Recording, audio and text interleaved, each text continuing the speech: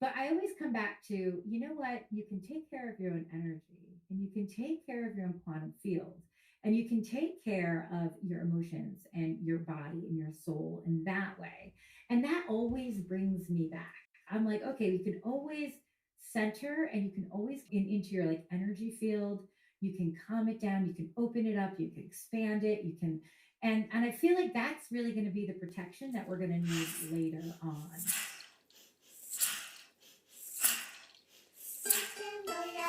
Thank you for coming. Thank you for staying. I'm here to share with you the beautiful transmissions from the walls of my cavernous heart and to witness the great frequency shift that we are moving into as a collective and the beautiful deep work that we are doing as we glide into the age of Aquarius. This is the Liminal Frequencies podcast. Let's go. Hello, and thank you for joining me today. I would love a temperature check. How are people doing out there? How's the water? Whenever there's a big shift, it just feels so dramatic. All the astrologers talking about Pluto going into Aquarius, and it's this really big cosmic shift, but this planet is moving so slowly, and it's just this, to me, it feels like this drawing in and this drawing out of what no longer serves us.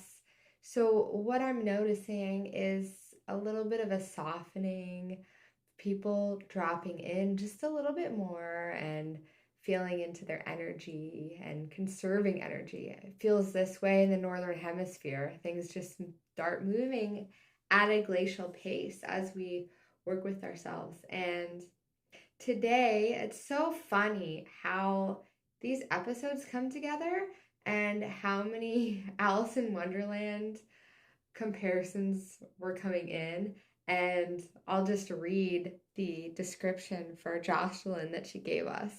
Cultivator of curiosity and creativity in the human experiment, soul art guide, human design coach, Akashic Records guide, yoga nidra guide, expressive art therapist. Jocelyn has so much experience with her own human life experience, the experiment of life, and working with human design and these other modalities to support herself and her family and her clients. And how apt as well that I had pulled this card months ago during the interview, and the card is Space. This is Tony Carmine Salerno and Leela Williams' Sacred Earth Oracle. Across space and time, multidimensional worlds exist beyond human concepts of love, hate, right, and wrong. Bliss, creativity, and infinite peace are tucked away in the hidden dimensions of our souls, where all is possible and all are welcome. Childlike innocence, curiosity, and a little dreaming are all it takes to reach these worlds. Close your eyes and be there. Well, things are getting curiouser and curiouser. I love this quote. How long is forever? Sometimes just 1 second. And as we drop into this dimension, understanding the realms of human design and how it fits into this model that we work with in our world, how we create these different models and how we drop into this curiosity and how deep it really goes, how we can really even lose ourselves in the possibility of something so infinite as the universe. Well, get your snorkel because we're diving in. I'm so excited to welcome to the program Jocelyn Bates. Thank you for joining us. Oh, thank you for having me. Yes, I'm so excited for this conversation about human design, and I'm curious about your journey through human design and maybe what other paths and modalities you were working with. Yeah, so human design is something I picked up a long time ago when I first had kids. And for what I used to do is I would do some holistic health counseling for someone who did human design for me for all of my kids when they were born. And she really helped me through parenting a lot, actually, because we talked a lot about the different charts of my kids, how they work together, how my chart worked with them, how to help them through their hardest times, like their emotional times when they were toddlers and preschoolers. Now my youngest is 7 now, my oldest is going on 15. So I've known their charts for a long time. And then somewhere in there, parenting got just too much. I couldn't do the human design on top of parenting. We unschool, so they're around all the time. Yeah. And yeah, and then I kind of let it go for a little while. And then in 2021, my parents died 7 days apart. And I lost myself. It's everything shattered and went, completely underground or in the hole or in the chasm, whatever you want to call it. And what brought me back was human design because my mother was somebody who followed human design religiously. It was something I had brought to her life earlier. And when they died, because it was 7 days apart and it was totally unexpected, there was no paperwork to I had to be on the computer and the keyboard all day long in like money and like finance, and I'm an artist. Wow. Yeah. So what I found was her emails that she loved one human design person I'd introduced her to, and she was like back and forth all the time with this lady. And so I was like, you know what, I need to get back into human design, and I think it's a way I can connect with my mom. So I got back in it, and I emailed the woman that she followed, and she happened to have a heal your witch wound through human design 6 month women's Oh. community, and it was amazing. And I said, I actually have no money, I have nothing, everything. I need to be with my mom, and I feel like she was connected with you. And she's like, just come and take it. And it was like the entryway back into life for me. Not only did I use the human design then to learn about me, I got to learn about my parents' charts more, and it was also a way to connect and tell my story and heal through the quantum alignment tapping as well. So it was my entryway back, and it gave me something to focus on that didn't necessarily say, oh, feel all the feelings, right? Because when you're just coming out of grief, and I was dissociated for at least 4 to 5 months. I mean, I don't have a memory. There are pictures, and I was present, but I don't have anything. So like you can't just come out of that and then everyone, and go into like, this is how I feel. So Wow. Yeah, that's yeah. true, right? You have to give yourself space to even know that you're feeling the feelings. And I wasn't feeling anything. I was Yeah. not feeling anything. Um, and so, but human design presented me with this easy way to start. Well, it's just getting connected to my mom again. It was something that she liked. And then it was the resiliency keys and tapping, like EFT tapping through the quantum points. And I was starting to get emotional, and it was coming up in these floods. But I had this like container of these beautiful 200 women, and I got to tell my story. And granted, that was just the very beginning of it, but I got to also connect it to human design, which connected me to my mom. And then I learned all these things about my deconditioning through human design. And when that 6 month container ended, I wanted to continue. So I continued with another human design person who was more my speed. Like this person was more my mom's speed, and I was like, I want to go in my speed now. And I found someone that I really love. And I got into one of her amazing programs about purpose and abundance. And I really tapped into and started to understand me, because I'm an only child. I lived with my parents when they died. They were second parents to my kids. My whole life was like, my whole life was like, can I do this? Because like mom and dad, is that okay if I do this? Like it was like even in my 40s, Yeah. like Wow. I'm an only child who wanted to live up to everything. And so when they died, and it was, part of my story is that I had to make the choice to put my dad on hospice, knowing that he didn't want to live without my mom. And so I had a lot of feelings. And I had a lot of shame and a lot of blame and all kinds of stuff. And so the human design, when I was trying to figure out who I was again, and now I'm a totally different person. I don't know if you've experienced parental death, but specifically for me, I experienced both of them going at the same time. And I'm like, I have no idea how to define myself. I don't know why I'm here. I don't know what I'm doing. And I'm supposed to be a parent to these three kids. And everything in my house was crazy because a year later, my husband's father committed suicide. So there was like there's just all of this craziness. And I was just trying to figure myself out. And Mm-hmm. human design was the most beautiful way to go into that without having to dive fully into the waters of grief. Like, because that's I'm still in that process.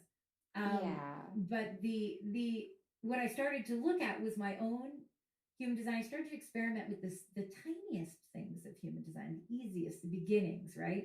And I started to understand how I was conditioned by my parents. And because they weren't here, I guess I was able to like totally separate because I loved them. They were great parents. But you still have to see them as human. And I was at that, once they were gone, I'm like, they were in a different level for me. They were like, oh, perfect, right? And so I Yeah. had to re-see all of that. Like, okay, well, they weren't perfect. They were perfectly them.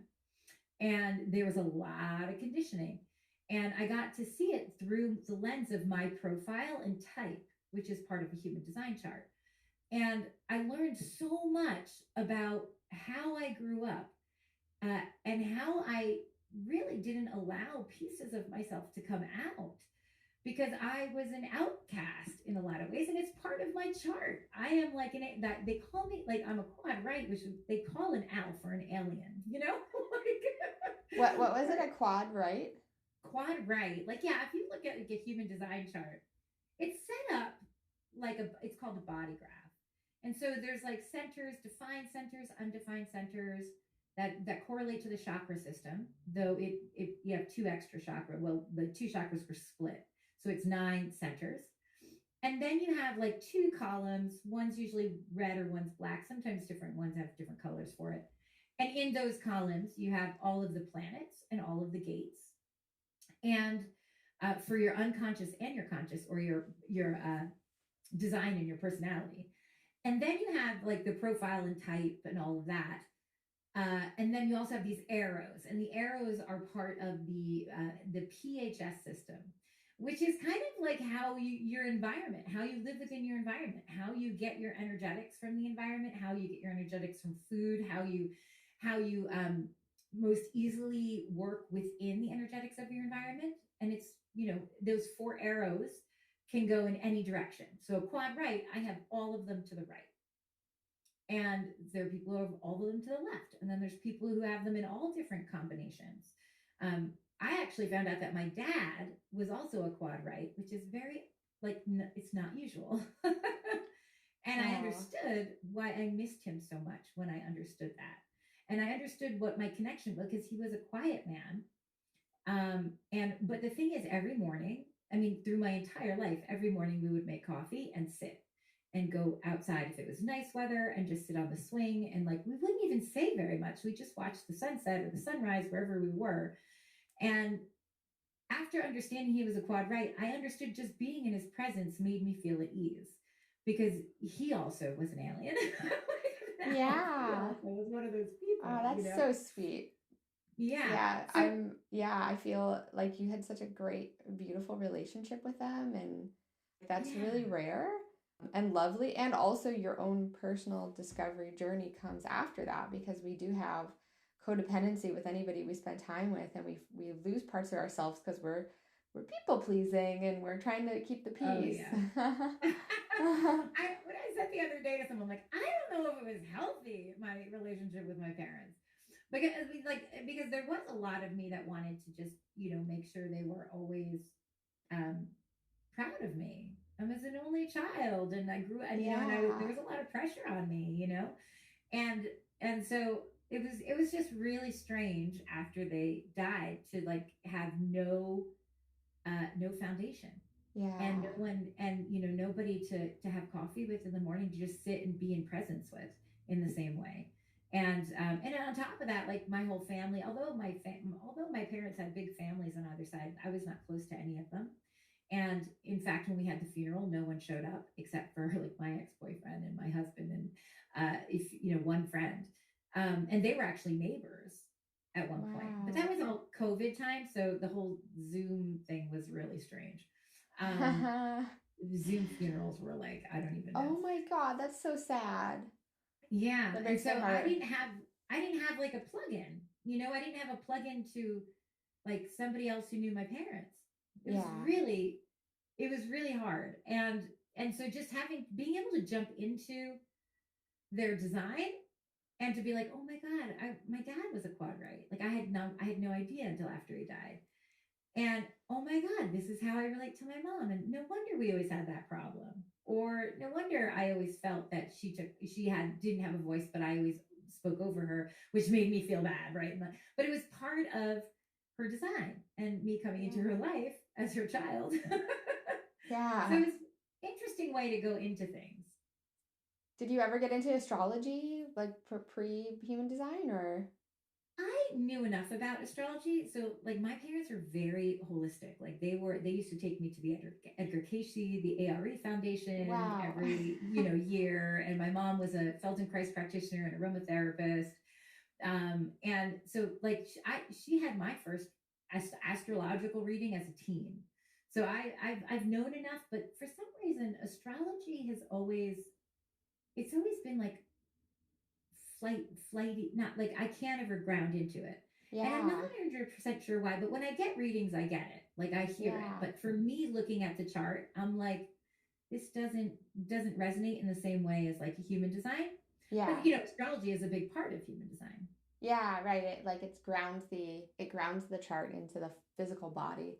I was just curious, like, when we go through perfection years for maybe like for you the fourth house or the first house, like the house of the home or the house of the self, where you actually have events in your life that give you an opportunity to actually like dive in and start to transform those aspects. Yeah, I actually am in the off the top of my head, my astrology is not, but I'm going through a massive phase of of the fourth house right now Yeah. in my chart. Like actually, like it shows right in my chart, and I'm like, oh, for astrology, I don't keep it in my head as much, and I love it because I love the idea of like the sun, the rising sign, and the moon, and how that trifecta kind of Right. is how we show up in a lot of ways. But then when you have, I think what it is it's so much to remember in the astrology chart when you have a family of five and you're trying to keep all that Yeah. in your mind, right? Because I hardly can remember like all the signs of my kids, and those always take precedence for me for some reason in my chart. Yeah, it is like a science. It's very, very complex. Yeah, and also I noticed that there are these red astrology signs on the side of the human design chart. Can you speak to that Yeah, at those all? are the two columns. It depends on what kind of chart you're looking at. The two columns, it's usually one red, one black. So in human design is a mixture of astrology, I Ching, numerology, Kabbalah, tree of life, chakra system. It's kind of like it pulls from all of those traditional kind of pieces. And the in human design, you have a design which is when your soul comes into your body, which is before you're born. And it's calculated off the day of your birth. And then you have your personality, which is calculated off of the day of your birth. So that's why you have two columns of planets. And those two columns of planets, the sun and the earth, the gates, make up what's called your incarnation cross. It's kind of like your purpose, your Mm-hmm. challenge, your purpose, your life work, and like what lights you up all kind of in one little beautiful sphere for you to look at. And it also connects with a little bit with gene keys, which to me are in relationship with human design. It's just a little bit more contemplative. And yeah, the word contemplative is like how I would describe gene keys. But and so those you have your personality, which is where you're actually born, right? And then you have your design, which is before you were born. And I was so happy to learn mine. Mine was like October 31st, 1976. And I was Oh, like, I wow. was a Halloween baby unconsciously. Wow. I needed to be the witch that I I am. love it. And Yeah. for those that are listening, she has these like cat ears on her headphones. Amazing. Yeah, and so they interplay between your conscious and unconscious. So you have all of the planets and the gates and the lines and the channels, and they all interact between your conscious and your unconscious, your personality and your design. And that's the beautiful thing about human design.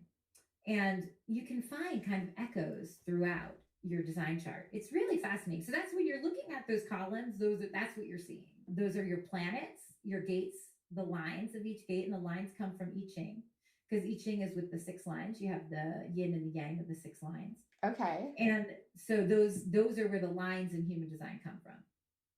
So is the I Ching also based on your birthday? You know, I Ching is really amazing.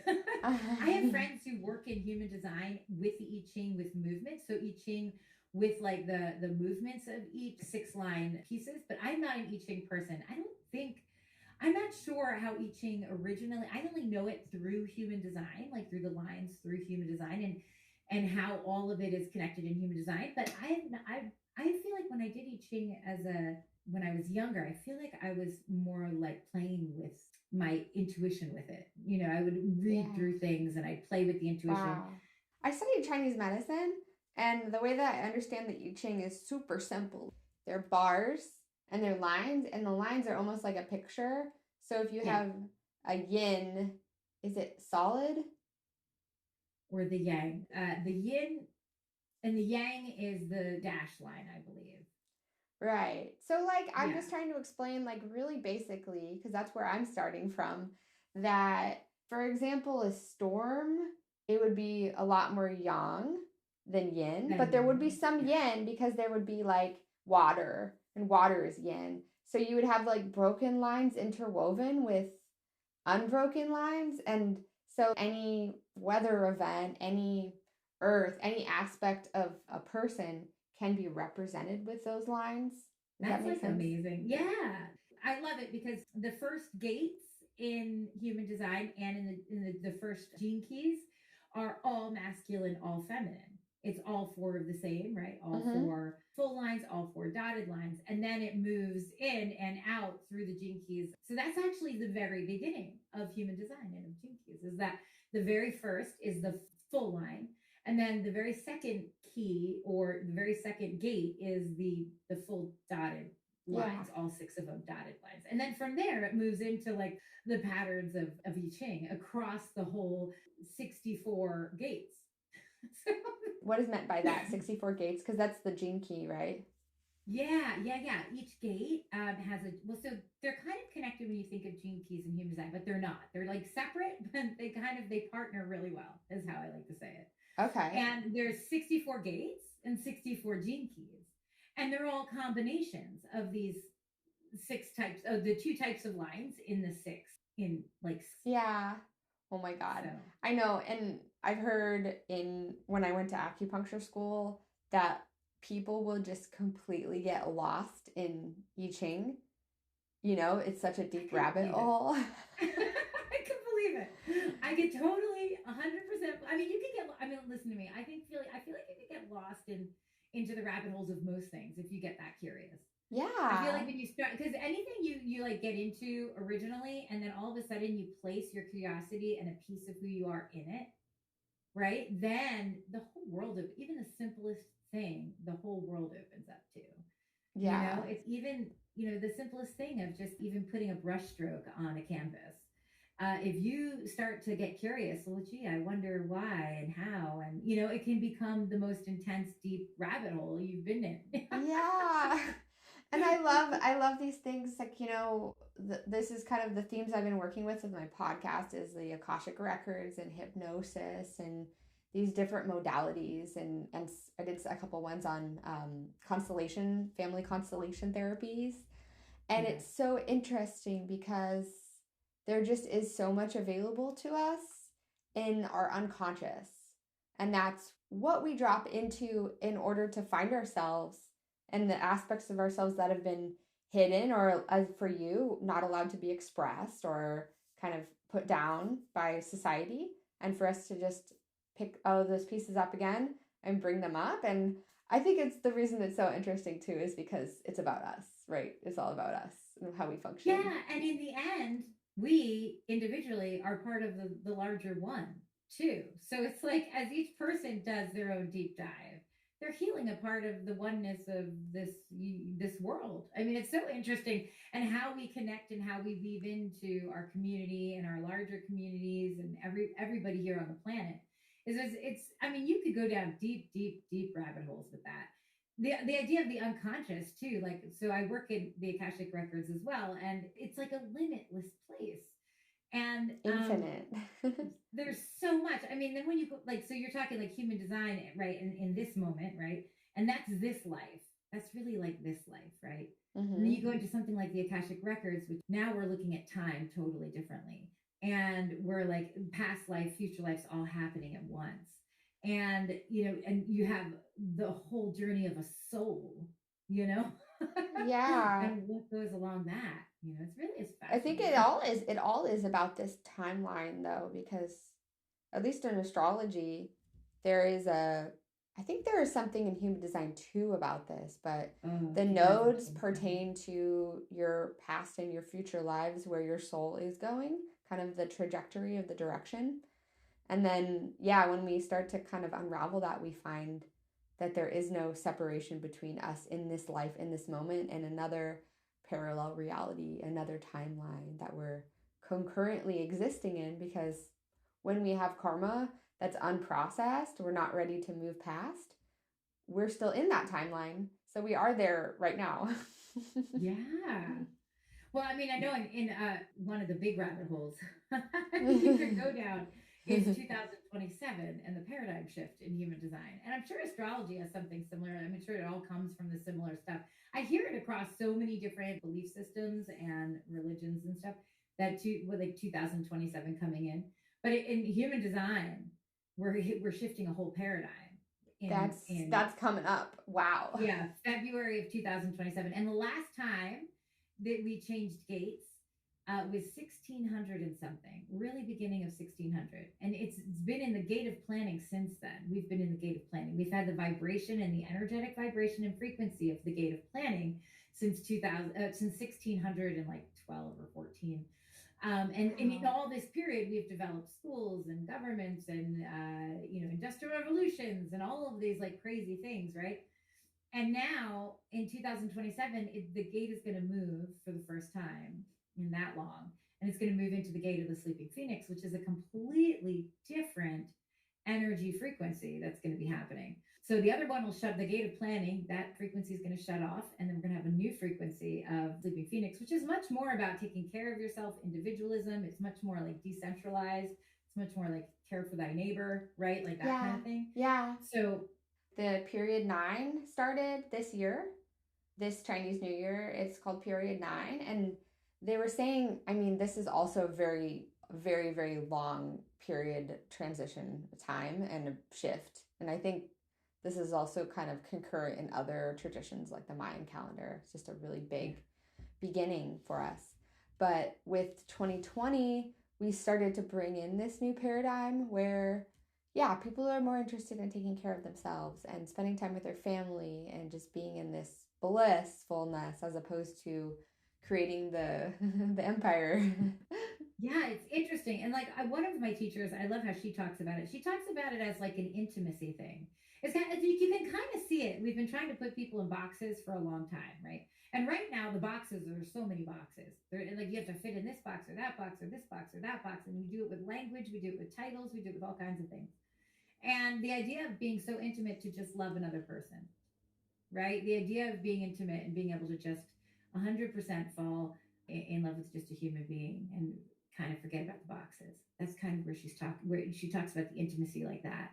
And I think that is like a most beautiful place to be moving towards. Yeah. And like there's just this idea of, you then become intimate with yourself.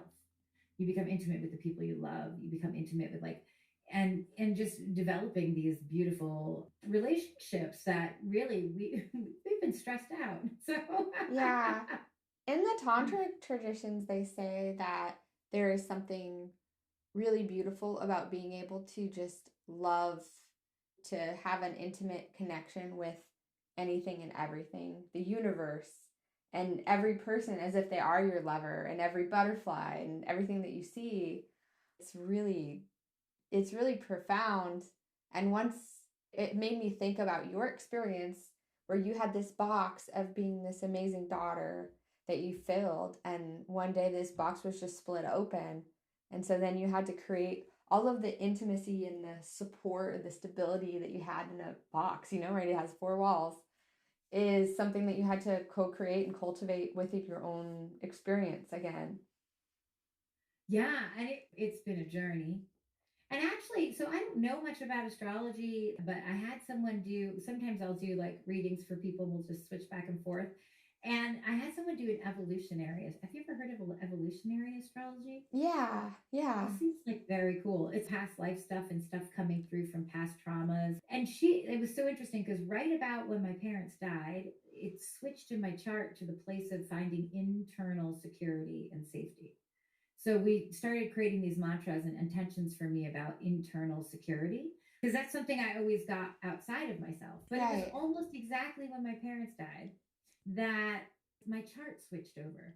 It was super Of course, fascinating. because we're in a simulation, right? Like, really? Oh my God, I have to tell you something about The Matrix. So, The Matrix came out in 1999. I was in a class, and it wasn't 1999, it was recently. I was in a class it was a group on holographic sound healing. And so it was a class that was designed by Paul Hubert, and it's using basically sacred geometry to implement a system of protection and expansion for the system that then uses sound, but it's basically using channeling.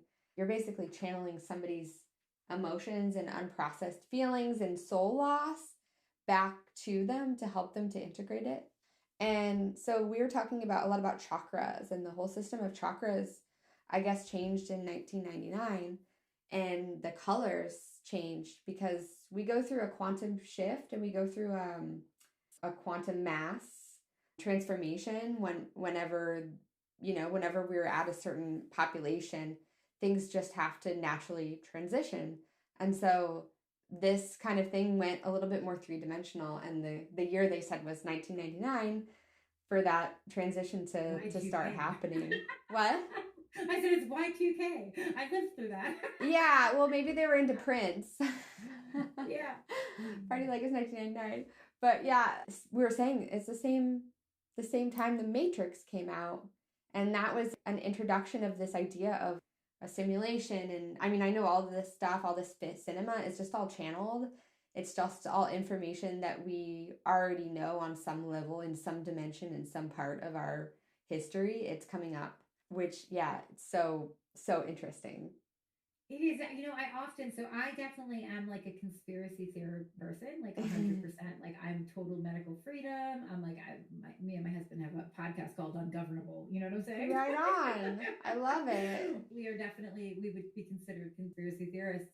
And we could go down rabbit holes all day long. And oftentimes I find myself in a place like it gets overwhelming, right? So, and this idea, I feel like we're very far from balance of nature, at least as human beings living in the cultures that we live in, at least here I'm in New Jersey, very far from nature as far as medical stuff, right? As far as Western medicine, as far as education, as far as relationships with our kids. What are they anymore? If you're not unschooling, they're in public school, or homeschooling, they're in public school. It's so far from nature, and we can get down. So every time I start to get down about things like that, I go to myself, okay, what can you do? Like, you think you can't really take care of yourself with, the water is all kinds of problems, the Right. grass, the dirt, everything, the skies and the chemtrails and all this stuff. But I always come back to, what? You can take care of your own energy, and you can take care of your own quantum field, and you can take care of your emotions and your body and your soul in that way. And that always brings me back. I'm like, okay, you can always center, and you can always into your like energy field.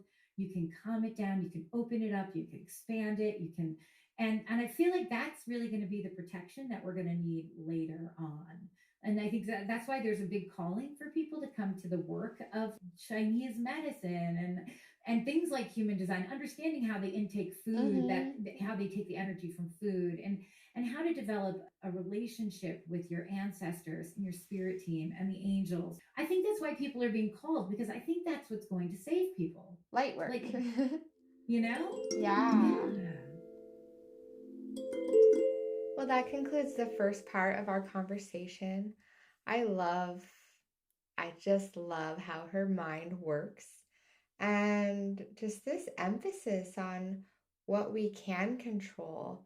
We can't control the environment on a personal level. We can't control the content of the air and the water and the soil depletion, but we can control our own energy and we can show up every day and we can regulate ourselves, our nervous system, all of ourselves. We can sing little songs to ourselves.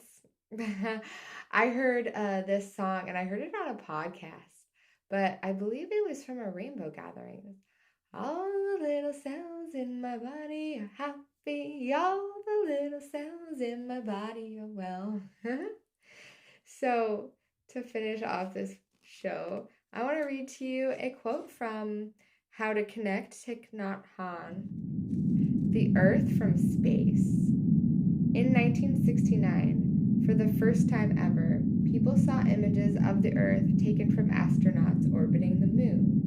This was the first time we could see the totality of our planet. Seen from space, we could see the Earth as one living system. We could see how beautiful, but also how fragile the Earth is, and her atmosphere too. Just a tiny, thin layer protecting us all. To the astronauts, the Earth appeared as a dynamic, living, and constantly glowing jewel. When I first saw those pictures, I was amazed. I thought, dear Earth, I didn't know that you were so beautiful. I see you in me. I see myself in you. And it's like these marbles, right? Maybe it was Men in Black, where you could just back up and you all of a sudden see Earth as this marble in this jar of marble. And maybe it's just a child that's playing with these marbles. But yeah, we marvel over this, the mysteries of life and the universe.